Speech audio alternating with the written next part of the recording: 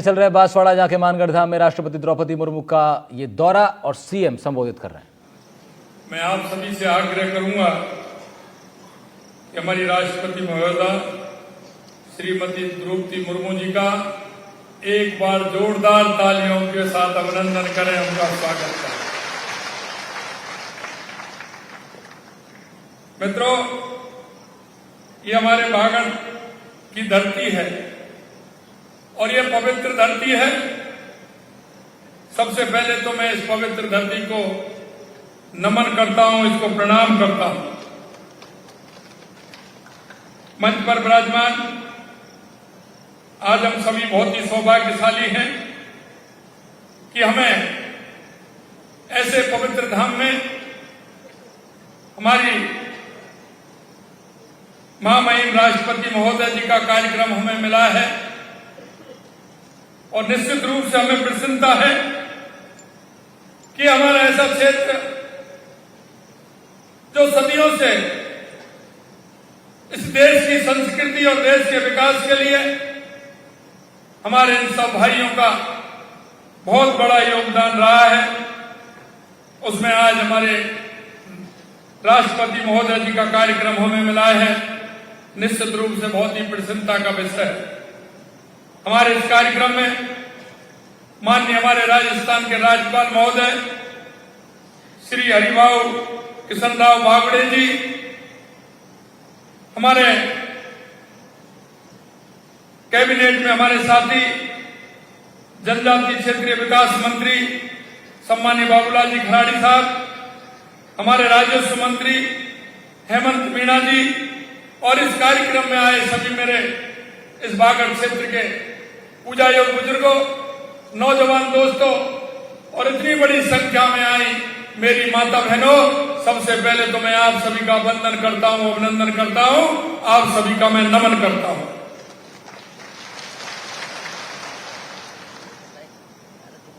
माननीय राष्ट्रपति महोदय जी का राजस्थान की इस पावन धरा पर हार्दिक स्वागत और अभिनंदन। आप देश की राष्ट्रपति होने के साथ साथ आप महिला सशक्तिकरण की भी प्रतीक हैं, इसलिए मैं मां बहनों से कहना चाहता हूं कि एक बार बड़े जोरदार तालियों के साथ आप स्वागत और अभिनंदन करें। यह बागड़ की धरती हमारी संस्कृति के सांस्कृतिक केंद्र के रूप में समृद्ध है। यह माता त्रिपुरा सुंदरी विराजमान है और नवरात्र चल रहे हैं, इसलिए मैं माता त्रिपुरा सुंदरी जी को भी मैं उनके चरणों में शीश नवाता हूं, उनको प्रणाम करता हूं। यह त्रिवेणी संगम बेड़ेश्वर धाम है। मैं महान संत महावती महाराज को नमन करता हूं, साथ ही गोविंद गुरु जी को भी मैं श्रद्धांजलि अर्पित करता हूं, जिन्होंने मातृभूमि के लिए अपना सर्वस्व समर्पित कर दिया। इस बागड़ की प्राकृतिक सुंदरता का अनुपम यह है कि यहाँ सीता माता वन्य जीव अभ्यारण्य भी है। हम इस अभ्यारण्य में वनपथ पुलिया निर्माण पर्यटकों को और श्रद्धालुओं की सुविधा के लिए विकास कार्य करवा रहे हैं। और जैसा कि हमारी सरकार ने यहाँ के सांस्कृतिक पर्यटन के लिए, धार्मिक पर्यटन के लिए हमने सीता माता अभ्यारण्य, त्रिपुरा सुंदरी, बेड़ेश्वर धाम और हमारा ये मानगढ़ धाम के लिए जो हमने एक सर्किट बनाया है और उस सर्किट को एक सांस्कृतिक रूप में उसको पहचाना जाए, पर्यटन के रूप में पहचाना जाए, इसके लिए भी हमने काम किया है। हमारी सरकार ने जनजातीय क्षेत्र की विषम भौगोलिक एवं आर्थिक परिस्थितियों के बावजूद इस क्षेत्र के विकास हेतु विभिन्न व्यक्तियों तथा संस्थाओं द्वारा किए गए उत्कृष्ट कार्य के लिए प्रथम बार आदि गौरव सम्मान दिए जाने का जो निर्णय हुआ है, मैं कह सकता हूं कि जिनको यह सम्मान मिला है उनका भी मैं स्वागत और अभिनंदन करता हूं। आज ऐसे सम्मानित होने वालों का हार्दिक बधाई और शुभकामनाएं देता हूं तथा आशा करता हूं कि अन्य व्यक्तियों तथा संस्थाओं द्वारा भी इससे प्रेरणा ली जाकर इस क्षेत्र के विकास में भूमिका निभाई जा सकती है। आज मानगढ़ धाम की इस पावन धरा पर हम सबके बीच में राष्ट्रपति महोदय जी का आगमन हमारे लिए गर्व और सम्मान का क्षण है। राष्ट्रपति जी का यहाँ आना इस धरती के गौरवशाली इतिहास को याद करने और बलिदान को बलिदानियों को श्रद्धांजलि अर्पित करने का प्रतीक भी है। यह धाम न केवल बागड़ क्षेत्र के लिए बल्कि पूरे भारत के लिए ऐतिहासिक धरोहर है, जहां हमारे आदिवासी वीरों ने स्वतंत्र संग्राम के दौरान अपना सर्वोच्च बलिदान किया था। बागड़ के आदिवासियों ने हमेशा देशभक्ति और मातृभूमि के प्रति गहरी निष्ठा का परिचय दिया है, परंतु कुछ लोग समाज को गलत दिशा में अपने निजी स्वार्थों के लिए गुमराह करना चाहते हैं। वे हमारे आदिवासी भाई और बहनों तथा हमारे पूर्वजों के योगदान को वो अल्प योगदान मान रहे हैं। मैं आपको बताना चाहता हूं, उनका ये योगदान सदियों तक याद रखा जाएगा, जो आदिवासी भाइयों ने जो बलिदान दिया है। मैं अल्प विचारों में ना बांटना चाहते हैं। मैं कहता हूं कि अल्प विचारों में उनका योगदान नहीं बांटा जा सकता, क्योंकि उनका योगदान देश की संस्कृति और देश की आजादी के लिए बहुत महत्वपूर्ण योगदान था। इस देश की मिट्टी को आदिवासी भाइयों ने अपने खून और पसीने से सींचा है, और इसका सबसे बड़ा प्रतीक यह श्रद्धा स्थल पूज्य मानगढ़ धाम है। यहाँ के बलिदान जैसी राष्ट्रभक्ति और साहस की अनंत गाथाएं में आदिवासी समाज की गौरवान्वित है। देश की संस्कृति की रचना में आपका सर्वाधिक योगदान है, जो हमेशा देश के लिए प्रेरणा देता रहेगा और आइए हमेशा प्रेरणा का स्रोत भी रहेगा।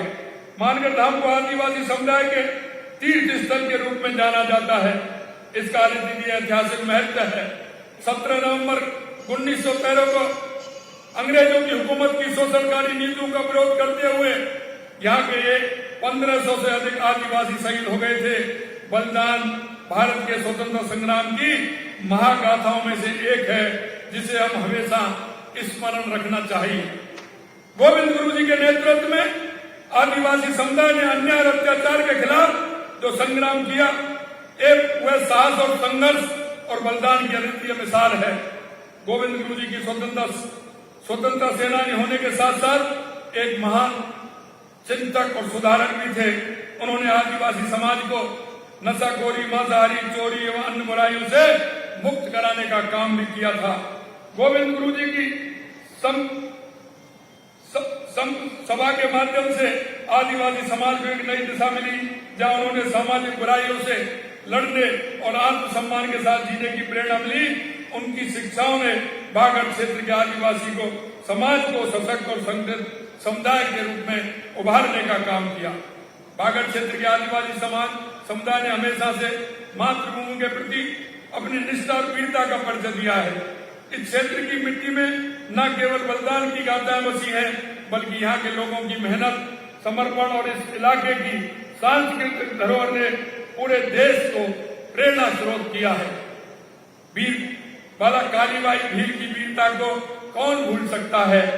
उन्होंने अपने शिक्षक की जान बचाने के लिए अपना जीवन बलिदान कर दिया। ऐसी वीरता और बलिदान की परंपरा बागड़ की इस पावन धरा पर हमेशा जीवित रहती है। इस अवसर पर मैं भगवान बिरसा मुंडा को भी मैं नमन करता हूँ। यशस्वी प्रधानमंत्री श्री नरेंद्र मोदी जी ने भगवान बिरसा मुंडा की जयंती को जनजातीय गौरव दिवस के रूप में मनाने की शुरुआत की। प्रधानमंत्री जी ने झारखंड के रांची के खूंटी जिले में भगवान बिरसा मुंडा की जयंती पर पीएम जनजातीय आदिवासी न्याय महाअभियान की शुरुआत की। पिछले सप्ताह में झारखंड गया था। मेरे को झारखंड जाने का मौका मिला। मैंने झारखंड और राजस्थान के बीच आदिवासी संस्कृति की समानता को देखा तथा हमने भगवान बिरसा मुंडा जी की जन्मस्थली झारखंड से राजस्थान के बीच एक स्पेशल ट्रेन संपर्क बहाल करने की भी बात कही है, और निश्चित रूप से वो ट्रेन हमारी जल्दी ही प्रारंभ होने वाली है। हमारी सरकार आदिवासियों के कल्याण के लिए पूरी तरह से प्रतिबद्ध है। हम शिक्षा, स्वास्थ्य, बुनियादी ढांचे क्षेत्र में अनेक योजना चला रहे हैं ताकि हमारे आदिवासी भाई बहनों का जीवन स्तर ऊंचा उठ सके। इसके साथ ही बांसवाड़ा और इसके आसपास के क्षेत्रों में कई विकास परियोजनाएं चल रही हैं जो इस क्षेत्र के समग्र विकास को सिद्ध होंगी। मानगढ़ धाम को एक प्रमुख धार्मिक पर्यटन स्थल के रूप में विकसित किया जा रहा है, जिसने न केवल इस क्षेत्र की संस्कृति और प्रचार होगा बल्कि यहाँ के लोगों के नए रोजगार के अवसर भी सृजित कराएगा। हमारी सरकार ने बागड़ क्षेत्र और जनजातीय विकास के लिए कई कदम उठाए। उदाहरण के तौर पर मां बाड़ी में कार्यरत शिक्षाकर्मी महिला सहयोगी तथा स्वास्थ्य कर्मी कार्यकर्ताओं के मानदेय में 10% की वृद्धि भी हमने हमारे बजट में की है। राजकीय एवं अनुदानित छात्रावासों तथा आवासीय विद्यालयों में आवासीय छात्र छात्राओं को देय मेष भत्ता जो 2,500 रुपये था उसको हमने 3,000 रुपये किया और प्रतिमाह की 3,000 रुपये प्रतिमाह किया तथा खेल और आवासीय विद्यालयों के खिलाड़ियों का मेष भत्ता हमने 4,000 रुपये करने का काम किया है, जिससे कि वो ठीक प्रकार से उनको शिक्षा भी मिले और खिलाड़ी बनकर के वो देश का नाम भी रोशन करें। यह गौरव की बात है कि लैक्रोस खेल में यहाँ की जनजाति वालाएं अंतर्राष्ट्रीय स्तर पर रजत पदक जीत करके आए हैं और मुझे खुशी इस बात की है कि हमारी राष्ट्रपति महोदय ने उनको सम्मान करने का काम भी किया है। जनजातीय क्षेत्र बागड़ के विकास के लिए अनेक घोषणाएं राज्य के बजट में की गई हैं। हम इन बजट घोषणाओं में 250 करोड़ रुपए से प्रदेश की राजकीय शिक्षण संस्थाओं छात्रावासों में सुविधाओं के उन्नयन, शाहबाद 12 में तीरंदाजी में अतिरिक्त खेल अकादमी निर्माण, पाली में जनजातीय आवासीय विद्यालय खोलने, उदयपुर में वीर बालिका कार्यवाही संग्रहालय के निर्माण इत्यादि कार्य तेजी से कराए जाएंगे। हमने टीएसपी फंड को जो 1,000 करोड़ रुपए था उसको हमने 1,500 करोड़ रुपए करने का काम हमारी सरकार ने किया है। आज मानगढ़ धाम में माननीय राष्ट्रपति महोदय की उपस्थिति में हमें याद दिलाती है कि हमारे आदिवासी समुदाय की भूमिका केवल हमारे अतीत तक सीमित नहीं है, बल्कि वे हमारे वर्तमान और भविष्य के निर्माण में भी समान रूप से महत्वपूर्ण है। आदिवासी समाज की ये भूमि हमें सिखाती है कि हमें अपने मूल्यों, अपनी संस्कृति और अपने समाज के प्रति निष्ठावान रहते हुए अपने देश के विकास में योगदान देना चाहिए। राजस्थान की इस समृद्ध धरती पर राष्ट्रपति महोदय की उपस्थिति हम सब के लिए सौभाग्य की बात है। मैं अंत में मैं आदिवासी समाज के साथ और संघर्ष और बलिदान को नमन करता हूं और मानगढ़ धाम की इस पवित्र धरती पर आकर हम सभी गर्वित महसूस करते हैं और हमें यह संकल्प लेना चाहिए कि हम इस धरोहर को संरक्षित रखते हुए संभालने का काम करें। और मेरे को जैसा भी मैं कहना चाहता हूं कि आज हम धूनी पर गए थे, मैं माननीय हमारी महामहिम राष्ट्रपति महोदय जी की आज्ञा लेकर के मैं 5 करोड़ रुपए हाउस धूनी के लिए हम करना चाहते हैं कि जिससे कि अच्छी सुसज्जित और अच्छी हमारी वो धूनी बने। इसके लिए 5 करोड़ रुपए की मैं घोषणा करता हूं। और दूसरा, मैं यहाँ पुलिस चौकी की आवश्यकता है।